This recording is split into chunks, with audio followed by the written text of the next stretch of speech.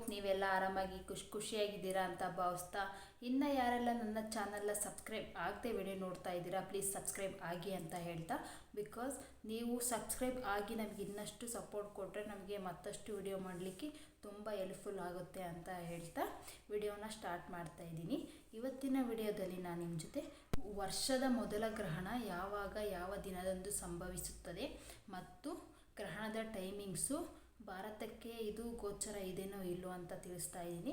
ಗ್ರಹಣದ ಸೂತಕ ಕಾಲ, ಹಾಗೆ ಗರ್ಭಿಣಿ ಮಹಿಳೆಯರು ಏನೆಲ್ಲ ಮುನ್ನೆಚ್ಚರಿಕೆ ಕ್ರಮಗಳನ್ನ ವಹಿಸಬೇಕು, ಹಾಗೆ ಯಾವೆಲ್ಲ ಕೆಲಸಗಳನ್ನ ಮಾಡಬೇಕು ಮಾಡಬಾರ್ದು ಅಂತ ಸಮೇತ ಈ ವಿಡಿಯೋದಲ್ಲಿ ನಾನು ನಿಮ್ಮ ಜೊತೆ ಶೇರ್ ಮಾಡ್ತಾ ಇದ್ದೀನಿ.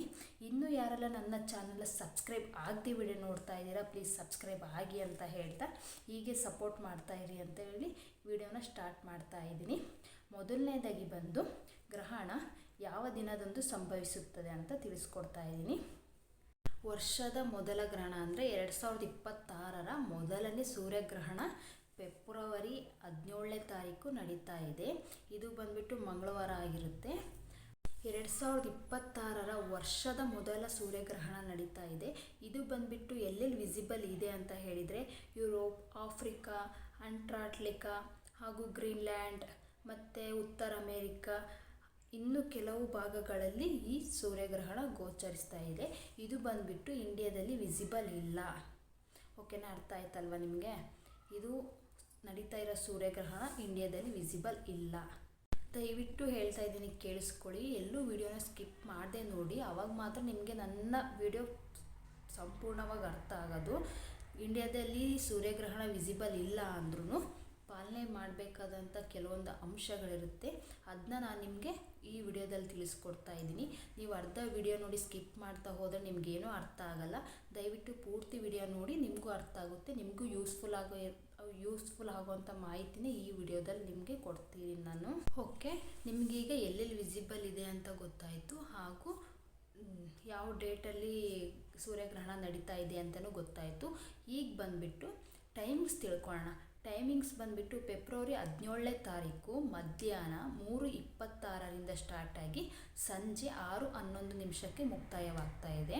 ಈ ಟೈಮಿಂಗ್ಸ್ ಬಂದುಬಿಟ್ಟು ನಾನು ಹೇಳಿದ್ನಲ್ಲ ನಿಮಗೆ ಎಲ್ಲೆಲ್ಲಿ ವಿಸಿಬಲ್ ಇದೆ ಸೂರ್ಯಗ್ರಹಣ ಅಂತ ಹೇಳಿ, ಅಲ್ಲಿ ಮಾತ್ರ ಈ ಟೈಮಿಂಗ್ಸ್ ಅನ್ವಯ ಆಗುತ್ತೆ. ಇದು ಇಂಡಿಯಾದ ಟೈಮಿಂಗ್ಸ್ ಅಲ್ಲ. ಏನಕ್ಕಂದರೆ ಇಂಡಿಯಾಗೂ ಬೇರೆ ದೇಶಗಳಿಗೂ ಟೈಮಿಂಗ್ಸು ವೇರಿಯೇಷನ್ಸ್ ಇರುತ್ತೆ. ಹಾಗಾಗಿ ಈ ಟೈಮಿಂಗ್ಸಲ್ಲಿ ನೀವು ಯಾವುದೇ ಕಾರಣಕ್ಕೆ ಅನ್ವಯ ಮಾಡೋಕ್ಕೆ ಹೋಗಬೇಡಿ. ಇಂಡಿಯಾದ ಟೈಮಿಂಗ್ಸು ಹೇಳ್ತೀನಿ ನಾನು ನಿಮಗೆ ಯಾವುದು ಅಂತ ಹೇಳಿ.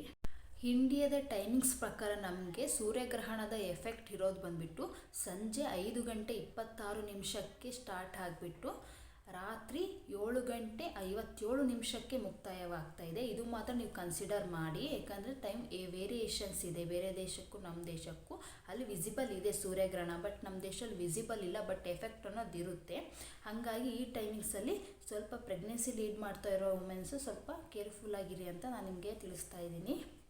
ಗೊತ್ತಾಯ್ತಲ್ವ ನಿಮಗೆ ಈಗ ಟೈಮಿಂಗ್ಸ್ ಯಾವುದು ಅನ್ವಯ ಮಾಡಬೇಕು, ನಾವು ಯಾವ್ದು ಕನ್ಸಿಡರ್ ಮಾಡಬೇಕು ಅಂತ ಹೇಳಿ. 3:26 ಸ್ಟಾರ್ಟ್ ಆಗಿ 6:11 ಮುಕ್ತಾಯವಾಗ್ತಾ ಇರೋದು ವಿಸಿಬಲ್ ಇರೋ ಪ್ರದೇಶದಲ್ಲಿ ಮಾತ್ರ.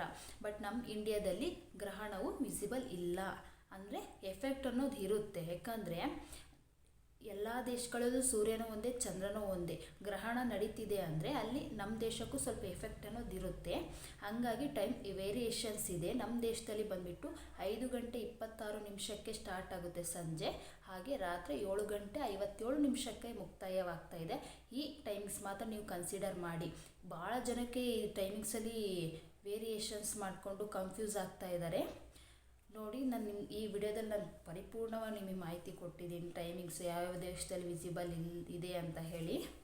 ಓಕೆನಾ ಫ್ರೆಂಡ್ಸ್, ನಿಮ್ಗೆ ಅರ್ಥ ಆಯ್ತಲ್ವಾ ಗ್ರಹಣ ಯಾವ ಟೈಮಿಂಗ್ಸಲ್ಲಿ ಆಗುತ್ತೆ, ಹಾಗೂ ಎಲ್ಲೆಲ್ಲಿ ವಿಸಿಬಲ್ ಇದೆ, ಹಾಗೂ ಯಾವ ದಿನದಂದು ಸಂಭವಿಸ್ತದೆ ಗ್ರಹಣ ಅಂಥೇಳಿ ನಿಮಗೆ ಸಂಪೂರ್ಣ ಮಾಹಿತಿ ಕೊಟ್ಟಿದ್ದೀನಿ.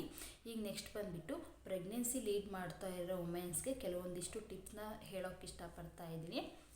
ಗ್ರಹಣದ ಟೈಮಿಂಗ್ಸಲ್ಲಿ ಯಾವೆಲ್ಲ ಕೆಲಸ ಮಾಡಬಾರ್ದು ಅಂದರೆ, ಯಾವುದೇ ಕೆಲಸ ಮಾಡೋಕ್ಕೆ ಹೋಗಬೇಡಿ, ಆದಷ್ಟು ರೆಸ್ಟ್ ಮಾಡಿ, ಆ್ಯಕ್ಟಿವ್ ಆಗಿರಿ. ರೆಸ್ಟ್ ಅಂದ ತಕ್ಷಣ ಮಲ್ಗೋಕ್ಕೆ ಹೋಗಬೇಡಿ, ಆ್ಯಕ್ಟಿವ್ ಆಗಿರಿ. ಮನೆಯೊಳಗೆ ಅಡ್ಡಾಡಿ, ವಾಕ್ ಮಾಡಿ. ಓಕೆನಾ, ಗ್ರಹಣ ಅಂದರೆ 5:26ಕ್ಕೆ ಸ್ಟಾರ್ಟ್ ಆಗ್ತಾ ಇದೆಯಲ್ಲ ನಮ್ಮ ದೇಶದಲ್ಲಿ. ಅದಕ್ಕಿಂತ ಮುಂಚೆನೇ ನೀವು ಊಟ ಕಾಫಿ ಟೀ ಎಲ್ಲ ಮುಗಿಸ್ಕೊಂಬಿಡಿ. ನಿಮ್ಮದು ಸಂಜೆ ಕೆಲಸ ಎಲ್ಲ ಮುಗಿಸ್ಕೊಂಡು ಆರಾಮಾಗಿರಿ. ನೀವು ಟಿ ವಿ ನೋಡ್ತೀರಾ ನೋಡಿ, ಫೋನ್ ನೋಡ್ತೀರಾ, ಲಿಮಿಟಲ್ಲಿ ಯೂಸ್ ಮಾಡಿ, ಏನೂ ತೊಂದರೆ ಇಲ್ಲ. ನಿಮಗೆ ಗ್ರಹಣದ ಟೈಮಿಂಗ್ಸ್ ಗೊತ್ತಾಗಿದೆ. ಆ ಟೈಮಿಂಗ್ಸಲ್ಲಿ ನೀವು ಹೊರಗಡೆ ಹೋಗೋದು ಸ್ವಲ್ಪ ಅವಾಯ್ಡ್ ಮಾಡಿ, ಮನೆಯೊಳಗೆ ಇದ್ದು ಸೇಫಾಗಿರಿ ಅಂತ ಹೇಳೋಕ್ಕೆ ಇಷ್ಟಪಡ್ತೀನಿ. ಇನ್ನೊಂದು ಬಂದುಬಿಟ್ಟು ಕತ್ರಿ ಮತ್ತು ಚಾಕುಯಿಂದ ದೂರ ಇರಿ. ಆ ಟೈಮಲ್ಲಿ ನೀವು ಯಾವುದೇ ಕಾರಣಕ್ಕೂ ಅದನ್ನ ಯೂಸ್ ಮಾಡೋಕ್ಕೆ ಹೋಗಬೇಡಿ. ಕತ್ರಿ ಆಗಲಿ ಚಾಕುಯಿಂದ ಏನೋ ಕೆಲಸ ಮಾಡೋಕ್ಕೆ ಹೋಗಬೇಡಿ. ಎಲ್ಲ ನೀವು ಗ್ರಹಣಕ್ಕಿಂತ ಮುಂಚೆನೇ ಎಲ್ಲ ಆದಷ್ಟು ಎಲ್ಲ ಕೆಲಸ ಮಾಡಿಕೊಂಡು ಕೂತ್ಕೊಂಡ್ಬಿಡಿ. ನಿಮ್ಮ ಅನುಕೂಲಕ್ಕೆ ತಕ್ಕಂಗೆ ನೀವು ಒಳಗಡೆ ಸಣ್ಣ ಪುಟ್ಟ ಕೆಲಸ ಮಾಡಿ, ಅದೇನು ಪ್ರಾಬ್ಲಮ್ ಇಲ್ಲ. ಹೊರಗಡೆ ಆದಷ್ಟು ಹೋಗಬೇಡಿ, ಮನೆಯೊಳಗೆ ಇರಿ. ಚಿಕ್ಕ ಪುಟ್ಟ ಕೆಲಸ ಮಾಡಿ, ಹೆಚ್ಚೋದು ಕತ್ರಿಯನ್ನು ಯೂಸ್ ಮಾಡೋದು ಆ ಥರ ಮಾಡೋಕ್ಕೆ ಹೋಗಬೇಡಿ. ಹಾಗೆ ಬಂದುಬಿಟ್ಟು ಟಾಯ್ಲೆಟ್ ಯೂಸ್ ಮಾಡ್ಬೋದಂದ್ರೆ ಮಾಡಿ, ಆರಾಮ್ಸೆ ಮಾಡಿ, ಅದರಿಂದ ಏನೂ ಪ್ರಾಬ್ಲಮ್ ಇಲ್ಲ ನಿಮಗೆ. ಆದಷ್ಟು ದೇವ್ರ ಮಂತ್ರಗಳನ್ನ ಕೇಳಿ, ಬುಕ್ಸ್ ಓದಿ, ಇದೂ ತುಂಬ ಒಳ್ಳೆಯದೇ ಮಗುಗೂ ಕೂಡ. ಆದಷ್ಟು ಆ್ಯಕ್ಟಿವ್ ಆಗಿರಿ. ಬರೀ ಮಲಗೋದೇ ಮಾಡೋಕ್ಕೆ ಹೋಗಬೇಡಿ. ಎಲ್ಲ ಕೆಲಸ ಮಾಡಿದ್ದೀನಿ, ಇನ್ನೇನು ಗ್ರಹಣ ಸ್ಟಾರ್ಟ್ ಆಯಿತು ಮಲಗ್ತೀನಿ ಅನ್ನೋದು ಜಾಸ್ತಿ ಮಲಗೋಕ್ಕೆ ಹೋಗ್ಬೇಡಿ. ರೆಸ್ಟ್ ಮಾಡಿ, ಅಂದರೆ ಓವರಾಗಿ ಮಾಡೋಕ್ಕೆ ಹೋಗಬೇಡಿ. ಆ್ಯಕ್ಟಿವ್ ಆಗಿರಿ, ವಾಕ್ ಮಾಡಿ, ಮನೆಯಲ್ಲೇ ಕಸ ಗುಡಿಸಿ, ಅದರಿಂದ ಏನೂ ಪ್ರಾಬ್ಲಮ್ ಇಲ್ಲ. ಏನಂದರೆ ಅಡುಗೆ ಮಾಡೋದು, ಚಾಕುವಿಂದ ಹೆಚ್ಚೋದು, ಕತ್ತರಿಂದ ಏನೋ ಇರುತ್ತೆ ಕೆಲಸ, ಅದು ಮಾಡೋಕ್ಕೆ ಹೋಗಬೇಡಿ, ಅವಾಯ್ಡ್ ಮಾಡಿ. ಆದಷ್ಟು ಆ ಟೈಮ್ಸಲ್ಲಿ ಒಳಗಡೆ ಇರೋಕ್ಕೆ ಟ್ರೈ ಮಾಡಿ. ಹಾಗೂ ಇನ್ನೊಂದು ಏನಪ್ಪ ಅಂದರೆ, ನೀವು ಕುಡಿಯೋ ನೀರಲ್ಲಿ ಮುಂಚೆನೇ ಒಂದು ಬಾಟ್ಲಲ್ಲಿ ತುಳಸಿ ಎಲೆ ಅಥವಾ ಗರಿಕೆ ಇದ್ದರೆ, ಗರಿಕೆ ಸಿಕ್ಕರೆ ಗರಿಕೆನ ಹಾಕ್ಕೊಂಡು ಇಟ್ಕೊಂಡು ಕುಡ್ಕೊಳ್ಳಿ. ನೀವು ನಿಮ್ಗೇನಾದರೂ ಲೈಟಾಗಿ ಊಟ ಮಾಡಬೇಕು ಅಂತ ಅನಿಸಿದ್ರೆ ಚಿಕ್ಕ ಪುಟ್ಟ ಹಣ್ಣು ತಿನ್ನಿ. ಅಂದರೆ ಹೆವಿಯಾಗಿ ಊಟ ಮಾಡೋಕ್ಕೆ ಹೋಗಬೇಡಿ. ನಾನ್ ವೆಜ್ನ ಅವಾಯ್ಡ್ ಮಾಡಿ. ಎಫೆಕ್ಟ್ ಅನ್ನೋದು ಇರುತ್ತೆ ಸೂರ್ಯಗ್ರಹಣಕ್ಕೆ ಬಂದುಬಿಟ್ಟು. ಯಾಕಂದರೆ ನಾನ್ ವೆಜ್ಜು ಜೀರ್ಣಕ್ರಿಯೆಗೆ ತುಂಬ ಲೇಟ್ ಆಗುತ್ತೆ, ಹಾಗಾಗಿ ಅವತ್ತು ಅವಾಯ್ಡ್ ಮಾಡಿ. ಹಾಗೆ ಚಿಕ್ಕದಾಗಿ ನೀವು ಲೈಟಾಗಿ ಊಟ ಮಾಡಿ ಅಷ್ಟೇ. ಮಾಡಿದರೆ ಫ್ರೂಟ್ಸ್ ತೊಗೊಳ್ಳಿ. ನೀರು ಹೇಳಿದ್ದೀನಲ್ಲ ನಿಮಗೆ, ಒಂದು ಗರಿಕೆ ಅಥವಾ ತುಳಸಿ ಎಲೆನ ಹಾಕ್ಕೊಂಡು ಇಟ್ಕೊಂಡು ನೀವು ಯೂಸ್ ಮಾಡ್ಕೋಬೋದು. ಆ ಟೈಮಿಂಗ್ಸಲ್ಲಿ ನಿಮಗೇನಾದರೂ ಹಾಸ್ಪಿಟ್ಲಲ್ಲಿ ಅಪಾಯಿಂಟ್ಮೆಂಟ್ ಇತ್ತು ಅಂದರೆ ಹೋಗಿ ಬನ್ನಿ. ಅಂದರೆ ಮೈಯೆಲ್ಲ ಸ್ವಲ್ಪ ಕವರ್ ಮಾಡ್ಕೊಂಡು ಹೋಗಿ ಬನ್ನಿ, ಏನೂ ಪ್ರಾಬ್ಲಮ್ ಇಲ್ಲ. ಎಮರ್ಜೆನ್ಸಿ ಇತ್ತು ಅಂದರೆ ಮತ್ತೆ ಹೋಗಲೇಬೇಕಾದಂಥ ಪರಿಸ್ಥಿತಿ ಇದ್ದರೆ ಹೋಗಿ ಬನ್ನಿ, ಒಳ್ಳೆಯದೇ. ನನ್ನ ಪ್ರಕಾರ ಹೇಳೋದಂದರೆ ಇವನ್ನೆಲ್ಲ ಪಾಲನೆ ಮಾಡಬೇಕಾ ಅಂತ ಹೇಳಿದರೆ ಮಾಡಿ, ಒಳ್ಳೆಯದು. ನನ್ನ ಪ್ರಕಾರ ನಾನು ಒಳ್ಳೆಯದು ಅಂತ ಹೇಳ್ತೀನಿ. ಯಾಕಂದರೆ ಕೆಲವೊಬ್ಬರು ಹೇಳ್ತಾರೆ ಸೈಂಟಿಫಿಕ್ಕಾಗೂ ಕೂಡ ಪ್ರೂವ್ ಆಗಿದೆ ಗ್ರಹಣದಿಂದ ಪ್ರೆಗ್ನೆನ್ಸಿ ಲೀಡ್ ಮಾಡ್ತಾವ್ರಿಗೆ ಯಾವುದೇ ಕಾರಣ ತೊಂದರೆ ಇಲ್ಲ ಅಂತ ಹೇಳಿ. ಬಟ್ ನಮ್ಮ ಹಿರಿಕರು ಮುಂಚೆಯಿಂದ ಇದು ನಡೆಸ್ಕೊಂಡು ಬಂದುಬಿಟ್ಟಿದ್ದಾರೆ. ಹಾಗಾಗಿ ನಾನು ಕೂಡ ನನ್ನ 2 ಪ್ರೆಗ್ನೆನ್ಸಿಯಲ್ಲೂ ವಿಸಿಬಲ್ ಇಲ್ಲ ಅಂದ್ರೂ ನಾನು ಪಾಲನೆ ಮಾಡಿದ್ದೀನಿ. ನೀವು ಕೇಳ್ಬೋದು, ಇಂಡಿಯಾದಲ್ಲಿ ಇದು ವಿಸಿಬಲ್ ಇಲ್ಲ ಗ್ರಹಣ, ನಾವೇನಕ್ಕೆ ಪಾಲನೆ ಮಾಡಬೇಕು ಪ್ರೆಗ್ನೆನ್ಸಿ ಲೀಡ್ ಮಾಡ್ತಾ ಇರೋರು ಅಂದರೆ, ಪಾಲನೆ ಮಾಡಿದರೆ ಒಳ್ಳೆಯದೇ. ಮುಂದೆ ಪಶ್ಚಾತ್ತಾಪ ಪಡೋಕ್ಕಿಂತ ಈಗಲೇ ನಮ್ಮ ಸೇಫ್ಟಿಯಾಗಿ ನಾವು ಇದ್ಬಿಟ್ರೆ ತುಂಬ ಒಳ್ಳೆಯದಲ್ವ. ನಿಮಗೂ ಸೇಫು, ನಿಮ್ಮ ಮಗುಗೂ ಸೇಫು. ಹಗ್ಲಗ್ಲ ಪ್ರೆಗ್ನೆನ್ಸಿ ಲೀಡ್ ಮಾಡೋಕ್ಕಾಗಲ್ಲ. ಒನ್ ಟೈಮ್ ಸಿಕ್ಕಿರುತ್ತೆ, ಅದನ್ನ ನಾವು ಸೇಫಾದಂಥ ಜರ್ನಿಯಲ್ಲಿ ತೊಗೊಂಡು ಹೋಗಬೇಕು ಅಂತ ನನ್ನ ಅಭಿಪ್ರಾಯ.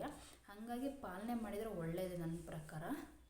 ನಿಮಗೆ ಗೊತ್ತಾಯ್ತಲ್ವ ನಾನು ಏನೇನು ಹೇಳಿದ್ದೀನಿ ಅಂಥೇಳಿ.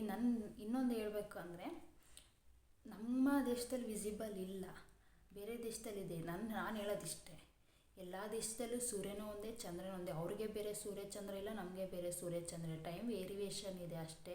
ಅದು ಬಿಟ್ಟರೆ ಸೂರ್ಯನೂ ಅವ್ರಿಗೂ ಒಂದೇ, ನಮಗೂ ಒಂದೇ ಅಷ್ಟೇ. ಹಾಗಾಗಿ ಅಲ್ಲಿ ನಮ್ಮ ದೇಶದಲ್ಲಿ ವಿಸಿಬಲ್ ಇಲ್ಲ ಅಂದರೂ ಎಫೆಕ್ಟ್ ಅನ್ನೋದು ಬಿದ್ದೇ ಇರುತ್ತೆ. ಹಾಗಾಗಿ ಪಾಲನೆ ಮಾಡಿ, ಒಳ್ಳೆಯದೇ ಅಂತ ನಾನು ಹೇಳ್ತೀನಿ. ಮುಂಚೆ ಅಂದರೂ ಹಿರಿಯರು ಇರ್ತಾಯಿದ್ರು, ಏನು ಎತ್ತ ಅಂತೇಳಿ ನಮಗೆ ತಿಳಿಸ್ಕೊಡ್ತಾಯಿದ್ರು. ಬಟ್ ಈಗಿನ ಜನ್ರೇಷನ್ ತುಂಬ ಚೇಂಜಸ್ ಇದೆ. ಯಾಕಂದರೆ ಎಲ್ಲೋ ಬೇರೆ ಕಡೆ ವರ್ಕ್ ಮಾಡ್ತಾ ಇರ್ತೀರ, ಅವರು ಇನ್ನೊಂದು ಊರಲ್ಲಿ ಇರ್ತಾರೆ. ಹಾಗಾಗಿ ನನಗೆ ಗೊತ್ತಿರೋಷ್ಟು ಮಾಹಿತಿನ ನಾನು ನಿಮ್ಮ ಜೊತೆ ಶೇರ್ ಮಾಡಿದ್ದೀನಿ. ಈ ವಿಡಿಯೋನೂ ಸಹ ನಿಮಗೆ ಯೂಸ್ಫುಲ್ ಆಗಿದೆ. ನಾನು ಹೇಳಿರೋ ಮಾಹಿತಿ ಕೂಡ ನಿಮ್ಗೆ ಯೂಸ್ಫುಲ್ ಇದೆ ಅಂದರೆ ಪ್ಲೀಸ್ ನಿಮ್ಗೆ ಏನೇ ಡೌಟ್ ಇದ್ರೂ ನನಗೆ ಕಮೆಂಟ್ ಮುಖಾಂತರ ಕಮೆಂಟ್ ಮಾಡಿ. ನಾನು ನಿಮ್ಗೆ ಕಮೆಂಟ್ಗೆ ರಿಪ್ಲೈ ಮಾಡ್ತೀನಿ. ಓಕೆನಾ? ನಿಮ್ಗೆ ಏನೇ ಡೌಟ್ಸ್ ಇದ್ದರೂ ನನಗೆ ಕೇಳಿ, ನಾನು ಅದನ್ನ ನಿಮಗೆ ಕ್ಲಾರಿಟಿ ಕೊಡ್ತೀನಿ. ಓಕೆನಾ? ಈ ವಿಡಿಯೋ ನಿಮಗೆ ಯೂಸ್ಫುಲ್ ಆಗಿದೆ ಅಂತ ತಿಳ್ಕೊಂಡು ಇಲ್ಲಿಗೆ ಈ ವಿಡಿಯೋನ ಎಂಡ್ ಮಾಡ್ತಾ ಇದ್ದೀನಿ. Thanks for watching. ಯಾರು ಮರೀದೆ, ಇನ್ನೂ ಯಾರೆಲ್ಲ ನನ್ನ ಚಾನಲ್ ಸಬ್ಸ್ಕ್ರೈಬ್ ಆಗಿಲ್ಲ, ಪ್ಲೀಸ್ ಸಬ್ಸ್ಕ್ರೈಬ್ ಆಗಿ. Thanks for watching.